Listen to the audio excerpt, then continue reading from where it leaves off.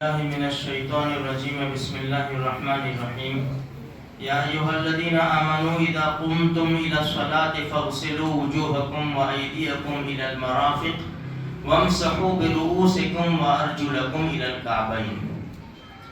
اس آیت کریمہ میں اللہ پاک نے وضو کا طریقہ بتایا ہے کہ بھئی وضو میں چہرہ دھونا، دونوں ہاتھ دھونا، سر کا مسح کرنا اور پاؤں دھونا۔ دیکھو قرآن کریم ہے، اس کی شرح سمجھو حدیث۔ قرآن کریم جسے نازل ہوا، اب اس کو اللہ کے رسول صلی اللہ علیہ وسلم نے صحابہ کو سمجھایا کہ بھائی یہ آیت کا مطلب یہ ہے، تو وہ حدیث میں ملے گا۔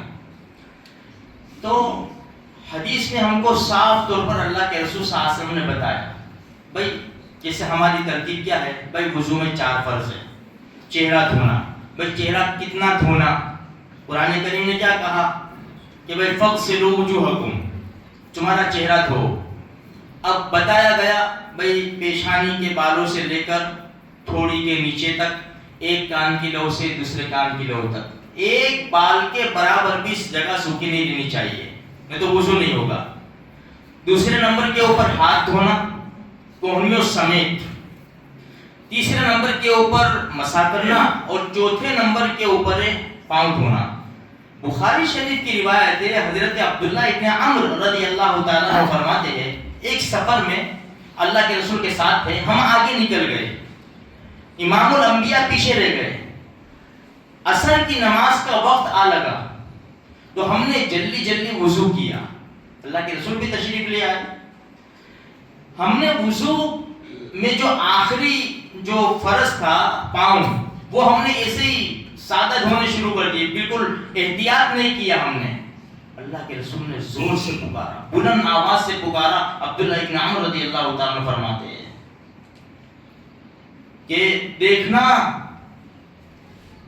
ایڑیوں کا بگاڑ دوزخ سے ہوگا، ایڑیوں کا بگاڑ دوزخ کی آگ سے ہوگا۔ یعنی کیا مطلب؟ برابر اس کو دھو۔ اس لیے بعض مرتبہ جلدی جلدی ہم ایک تو دیر سے آتے ہیں، پھر رکعت چھوٹ جانے کے ڈر سے ہم جلدی جلدی وضو کرتے ہیں۔ کبھی کبھی کیا ہوتا ہے یہ کونی سوکھی رہ جاتی ہے، کبھی کیا ہوتا ہے ایڑی سوکھی رہ جاتی ہے۔ تو میرے بھائیوں احتیاط کے ساتھ بہترین انداز سے وضو کرو، چہرہ بھی اچھی طرح دھو۔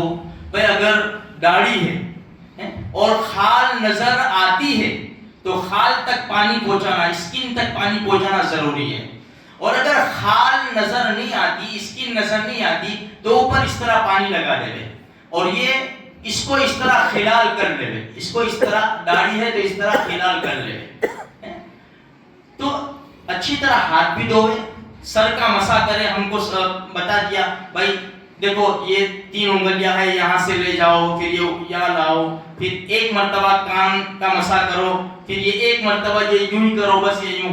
ہم کیا یوں کرتے ہیں، پھر ہم کیا کرتے ہیں گردن کا مسح کرنا ہے، ہم گلے کا مسح کرتے ہیں یوں۔ بھائی ایسا نہیں ہے، یہ گردن کا مسح یوں کرنا ہے، یہ بس یوں، یہ گردن یہاں تک ہے، پھر یہ گلا شروع ہو جاتا ہے۔ تو ہم 40 سال سے 20 سال سے 30 سال سے وضو کرتے ہیں۔ ہم کسی کو پوچھے تو صحیح، ہمارے جاننے والے ہیں، ہمارے مسجدوں کے امام ہیں، حفاظ کرام ہیں، علماء کرام ہیں، بھائی پوچھے تو صحیح کہ بھائی میرا وضو صحیح ہے کہ نہیں ہے۔ بھائی کبھی الحمدو کی سورت پڑھ کے سنا دے، کبھی التحیات پڑھ کے سنا دے، کبھی دعائے قنوت پڑھ کے سناوے، کبھی جنازے کی دعا پڑھ کے سناوے۔ بھائی معذرت ذرا دیکھنے تیرے کو آتی ہے نہیں یہ دعا، چلے میرا سن لینا، اپنے دوست سے کہے، حافظ صاحب سے کہے، امام صاحب سے کہے، میرے بھائی کچھ تو کرے۔ ہم 20 سال سے 25 سال سے ایک دھاری ہم نماز پڑھتے رہتے ہیں، ہماری نمازوں میں کوئی ترقی نہیں ہوئی۔ ہم 20 سال پہلے جو التحیات پڑھتے نا، التحیات للہ والصلوات والطیبات، یہی التحیات تو نہیں ہے، التحیات ہے۔